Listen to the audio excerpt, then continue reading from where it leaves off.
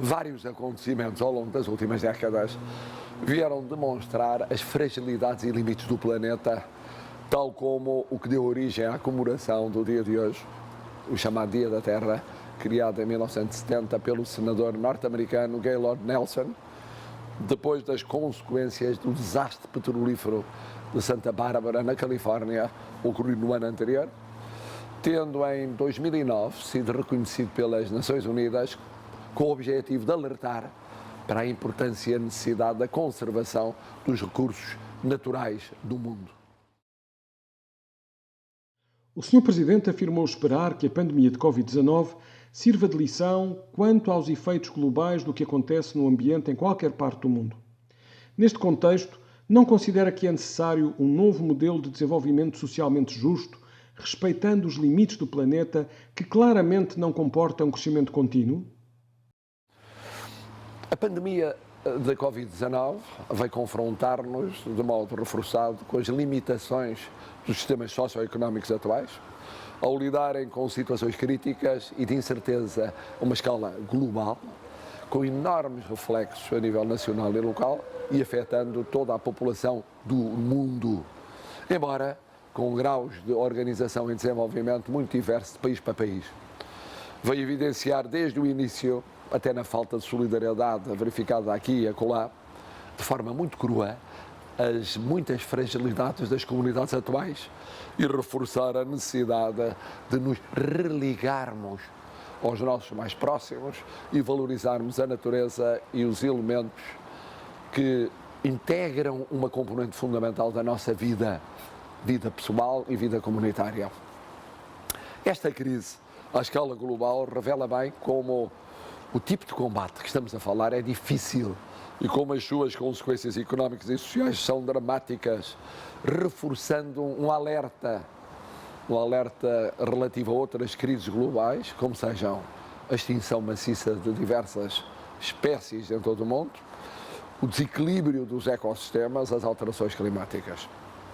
Em suma, é fundamental olhar para o pós-pandemia como uma oportunidade para suportar a recuperação da economia, numa efetiva transição ecológica, no reconhecimento da urgente contenção do consumo de recursos naturais e alterando os padrões desse consumo e os estilos de vida, promovendo uma economia circular, disponibilizando incentivos económico-financeiros proativos que transformem a vida social.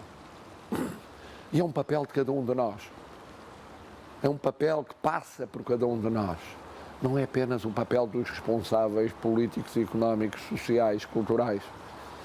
Passa por nós nas nossas opções diárias de vida, de consumo, para a preservação da nossa casa comum e para o incentivo ao desenvolvimento de negócios sustentáveis. Numa palavra, à pergunta que é colocada, eu responderia sumariamente assim: sim, é verdade, temos de mudar o modelo de desenvolvimento económico e social. Sim, perdemos tempo nos últimos anos. Sim, perdemos tempo, nomeadamente porque a administração de certos países particularmente responsáveis quis ignorar, quis negar a realidade, negou as alterações climáticas, afastou-se do Acordo de Paris, quis andar para trás em vez de andar para a frente. E todos nós fomos presos, indiretos, violentados, de uma forma ou de outra, inclusive as Nações Unidas, desse retrocesso. A Europa não alinhou nele, Portugal não alinhou nele, mas fomos presas desse retrocesso, que foi um tempo perdido, lamentavelmente perdido, numa questão fundamental para todos nós. Sendo a primeira figura do Estado e dada a sua grande capacidade de comunicação com os vários setores da sociedade portuguesa, as questões ambientais obteriam uma visibilidade consideravelmente maior se fossem uma prioridade da sua agenda. Pondera neste mandato atribuir maior centralidade a esta área? De que forma? A questão ambiental, nas suas várias vertentes, a saber, transição climática e energética, promoção da circularidade da economia, preservação e restauração dos ecossistemas e da valorização do capital natural, e ainda a adequada gestão dos recursos naturais, hierarquizando valores económicos, sociais e ambientais, Tudo isso é um dos pilares do desenvolvimento humano. E como é evidente, o Presidente da República, para cumprir a Constituição que prometeu efetivamente levar à prática e garantir que é levada à prática por todos os portugueses, não pode deixar de estar atento e, mais do que atento, empenhado. E por isso, no primeiro mandato, estive empenhado antes do mais no apoio ao Governo. O Governo português teve uma posição liderante a nível europeu, a nível mundial, em matéria que cobre um conjunto de preocupações ecológicas, ambientais, respeitantes às alterações climáticas, à transição energética, à valorização dos recursos naturais, a uma visão intergeracional, isto é, à sustentabilidade do desenvolvimento. O Presidente da República apoiou, diploma a diploma, plano a plano, negociação a negociação, cimeira a cimeira. Participei em várias cimeiras, nomeadamente no âmbito das Nações Unidas, dedicadas a esta matéria, exprimindo a posição que era a posição comum de Portugal, Presidente da República, a Assembleia da República, numa maioria esmagadora, praticamente unânime, e Governo alinharam a uma só voz. Como a nível europeu houve a alinhar a praticamente uma só voz, com poucas exceções, infelizmente sem a audição, porque grandes protagonistas, a começar nos Estados Unidos da América, escolheram o caminho que era um caminho de recuo durante 4 anos e não um caminho de avanço. Mas depois no plano interno não foi só escutar os diferentes agentes do setor e a sociedade civil, nomeadamente as ONGs. Foi ir mais longe na COTEC, que é uma iniciativa presidencial e que abarca centenas de pequenas e médias empresas, microempresas, start-up e empresas ditas transversais. O tema dominante dos últimos anos foi esse. Foi o tema da economia circular, foi o tema da transição energética, foi o tema da associação entre a transição digital e as preocupações com as alterações climáticas. Foi a importância de ajustar empresas com menos recursos e que precisavam de fazer uma mudança cultural às temáticas ambientais. Isso foi uma prioridade. Foi a prioridade minha, foi a prioridade da COTEC, foi a prioridade que emprestei aos contactos que fiz com o tecido empresarial, mas também com as escolas. Em muitas escolas, em muitas realidades que eram emanações da sociedade civil. Porquê? Porque cabia de uma forma muito impressiva na Agenda 2030 das Nações Unidas, nos Objetivos de Desenvolvimento Sustentável, nos desafios e oportunidades colocados pelo Pacto Ecológico Europeu e pelos compromissos do Acordo de Paris, dos quais nunca nos afastámos. Foi assim no primeiro mandato.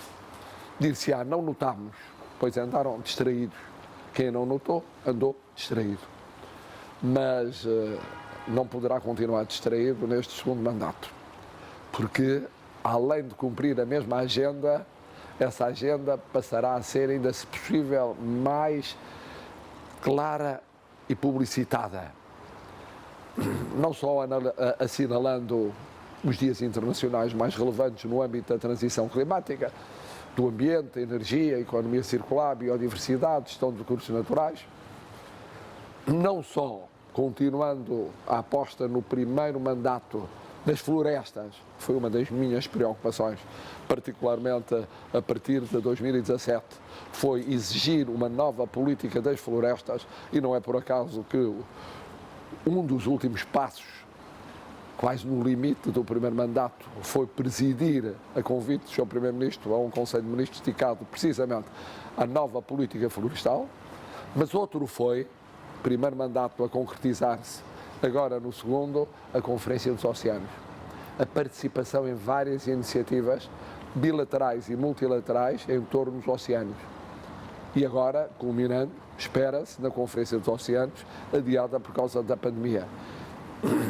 Mas além disso, na COTEC e fora da COTEC, na vida empresarial, como no contacto com as escolas e com os agentes da sociedade civil, nomeadamente as ONGs, a preocupação mais publicitada ainda com estas temáticas, descarbonização das empresas, economia circular, descarbonização dos territórios, disseminação e sensibilização na comunidade daquilo que é um novo paradigma cultural em termos de desenvolvimento, tudo isso estará presente, como esteve no primeiro mandato nas visitas às áreas protegidas e na relevância da proteção e regeneração dos ecossistemas, mas com um acento tónico acrescido, virado para o futuro e dando uma importância crucial ao papel dos mais jovens. O Plano de Recuperação e Resiliência tem sido criticado por diversas organizações não governamentais de ambiente por não ser o valor acrescentado para suportar a mudança estrutural requerida para aumentar a resposta do país aos desafios de sustentabilidade. Atingir a neutralidade climática, promover uma floresta biodiversa, multifuncional e resiliente ou desenvolver uma economia circular. Como considera que a sua atuação pode ajudar a integrar estas preocupações nas políticas nacionais de forma transversal, intergeracional e mais resistente aos ciclos políticos? De algum modo, eu já respondi na pergunta anterior a esta preocupação. É verdade que o Plano de Recuperação e Resiliência é apenas um dos instrumentos financeiros para suportar uma mudança de paradigma. Deve ser completado por outros instrumentos, em particular com o quadro financeiro plurianual. Deve ser enriquecido na sua prática, deve ser garantida a sua execução, deve ser transparente a sua gestão, deve ser participada e descentralizada essa gestão. E temos aqui anos cruciais. Começa já este ano 2021, mas sobretudo os anos de acento tónico serão 2022, 2023, 2024 e depois naturalmente completando-se em 25 e 26. Agora, não podemos esquecer a aposta na União Europeia, já que a transição ecológica é um dos pilares da estratégia de desenvolvimento expressa no Pacto Ecológico Europeu de que falava há pouco. E é uma das prioridades da repartição dos fundos europeus. Mas é preciso ir mais longe. É preciso ir mais longe cá dentro, obrigando a Administração Central a mudar, apoiando a mudança no poder local, incentivando a alteração no tecido empresarial, sobretudo daquele que dispõe de menos recursos ou tem que fazer a viragem em termos de cultura cívica, chegando ao terceiro setor e aos cidadãos. Numa sociedade envelhecida, chegando a todos. Naturalmente com os mais jovens como protagonistas cimeiros, mas chegando a todos. E depois, tendo presente que um exemplo necessariamente mobilizador é o desenvolvimento e a adequada gestão da floresta. Aquilo que já foi feito no domínio da política da floresta multifuncional, diversificada, resiliente, valorizando os serviços prestados pelos vários ecossistemas, promovendo uma economia de base natural e garantindo uma maior coesão territorial e, do mesmo modo, a fixação da população no interior, tem de continuar e tem de acelerar. Por outro lado, conviria reforçar os consensos de regime, consensos alargados nos acordos e na legislação, no fundo, nas leis e diplomas regulamentares estruturantes. Estou a pensar na Lei do Clima, nos acordos a obter na próxima Conferência das Alterações Climáticas das Nações Unidas, COP26 em Glasgow, na implementação do roteiro para a neutralidade carbónica em 2050 de âmbito alargado, não só a nível nacional, como a nível internacional. São três planos diferentes de intervenção. O plano interno, que deve percorrer todos os níveis da sociedade portuguesa, o plano europeu e o plano mundial, onde eu tenho de admitir que a persistente, esclarecida, lúcida, eu diria mesmo teimosa, intervenção do secretário-geral das Nações Unidas, António Guterres, é uma garantia de futuro, como será uma garantia de futuro a aposta não só na sua recandidatura, mas na sua reeleição.